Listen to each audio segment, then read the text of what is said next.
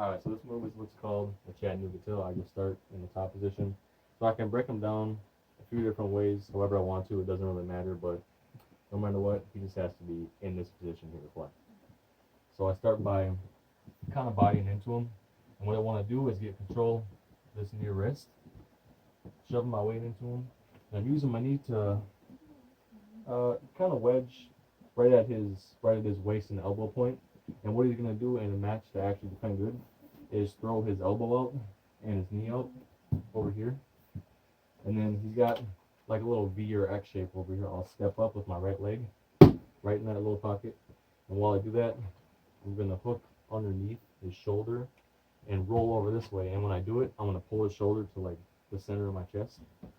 So I step over, pull it towards my chest.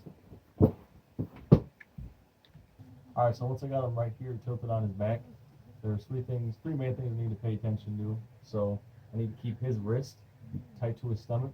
Now I'm pulling his shoulder to the center of my chest, keeping it tight, and then I'm using my heel and then pushing it towards my own butt, trying to stay tight. So just in case he turns towards me or the other way, it's going to be really hard for him to do it with all three of these pressure points. Alright, so doing it from the other side, I throw my weight into him to get control of his near wrist. I'm throwing my knee up between his hip and his elbow. And so in a match, he's defending with that knee and that elbow out, which is good defense for him, but really what he's doing is he's giving me a good leverage point to work with. So I step up. See all this space here I can work with. Scoop underneath his shoulder, pull it towards my chest. Same position as before. All three of these, keeping them tight. And the cool thing about this move is if I can actually get two sets of back points. So once I'm right here, when he tries to belly out on the transition over, what I'm going to do is grab his wrist. So he turns that way. Get control of this wrist on the way over. He flattens out. I can do the same move as before. He defends over here, and I just step up and toward. Alright, so one last thing. When I get my two combos of tilts here, I can throw my leg in when I do it. So I throw my body into him, get control of this wrist, knee here, he defends, I step up, scoop underneath his shoulder, pull towards my chest again. And so when I'm right here in this position, this can turn into a hook when he flattens out. So he flattens out, bellies out, control this wrist, I keep this leg in, and he defends over here on this side, and I do the same move. Step up, scoop under. Now I have two hooks in. This is much better for me. So he bellies out.